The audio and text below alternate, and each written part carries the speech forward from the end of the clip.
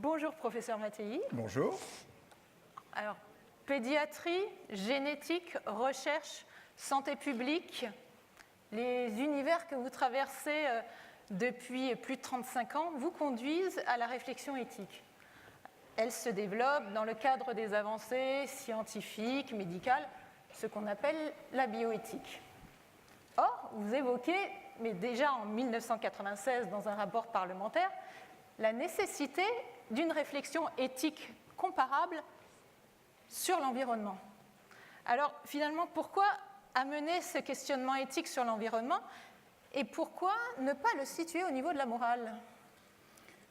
Bien, alors c'est une question un peu difficile, mais pour tenter de simplifier les choses, je crois qu'il faut commencer par une définition de l'éthique. L'éthique est un mot très employé, mais tous ceux qui l'emploient n'en connaissent pas exactement le sens à chaque instant.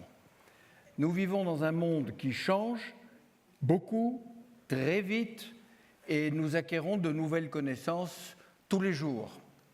Or, qui dit nouvelles connaissances dit nouvelles situations dans lesquelles on se trouve.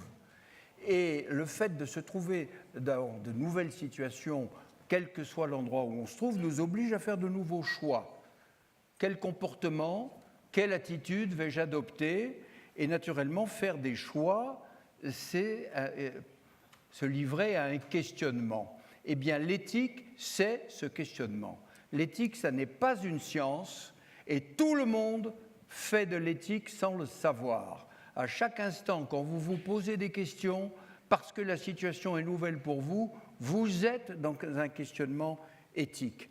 Ça a commencé, Virginie le disait, par les sciences, par la médecine, d'où le terme de bioéthique.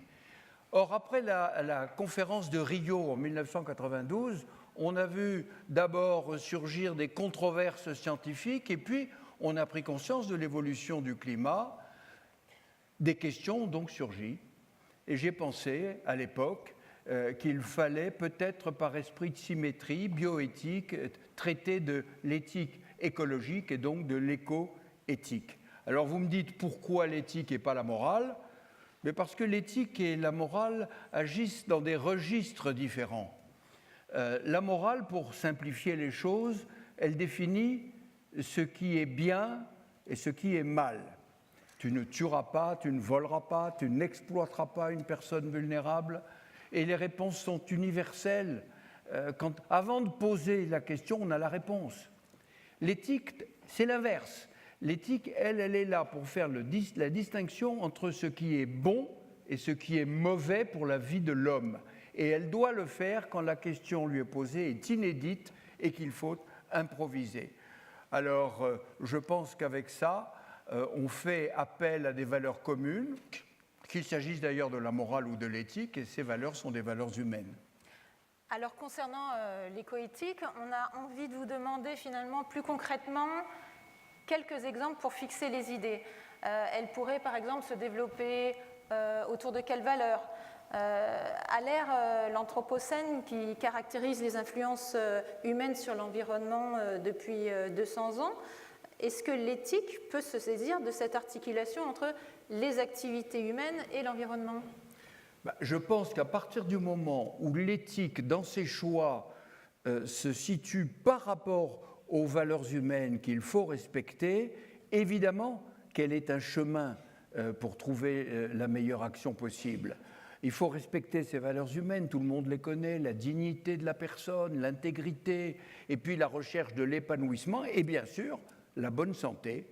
Aujourd'hui, ça a été d'ailleurs dit ce matin, l'homme a le droit à la protection de sa santé.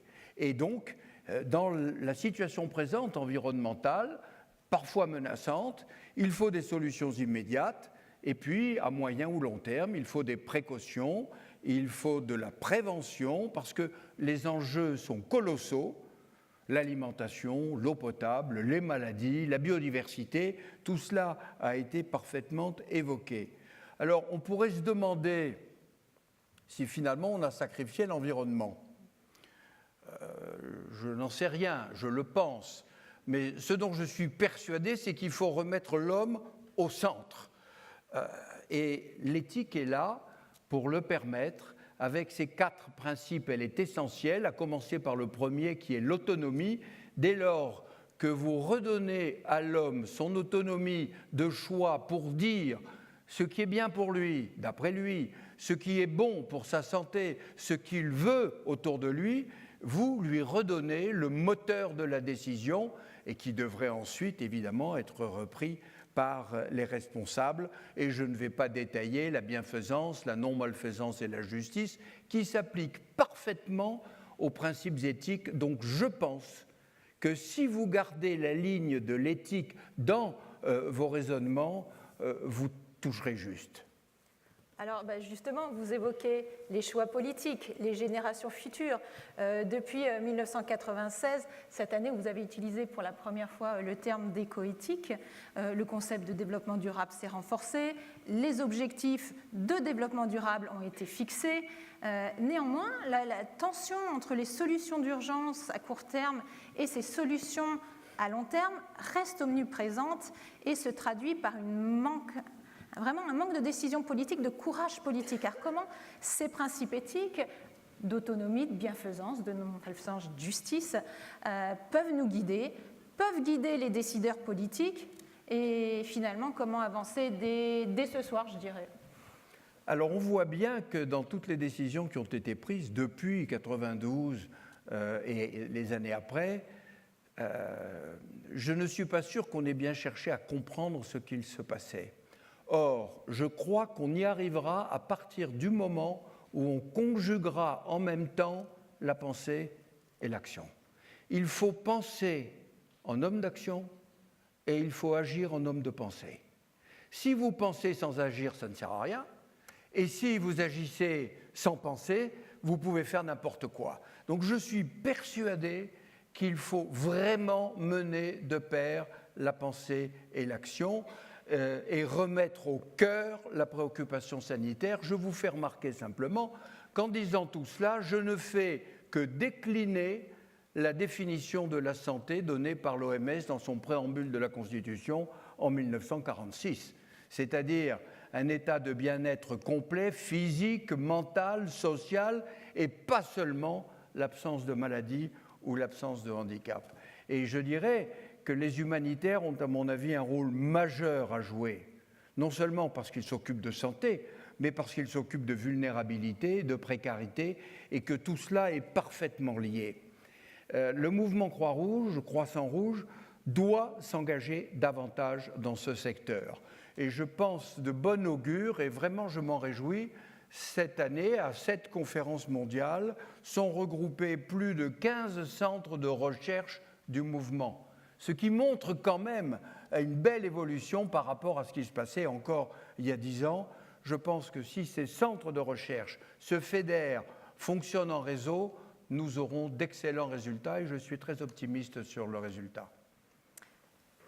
Nous constatons donc les questionnements immenses qui sont soulevés tout du long de cette conférence Santé et changement climatique. Un grand merci, professeur Mattei, pour ce guide éthique qui, j'espère, inspirera et mobilisera non seulement le mouvement Croix-Rouge, mais aussi au-delà pour prendre les décisions qui s'imposent et qui sont désormais urgentes. Merci.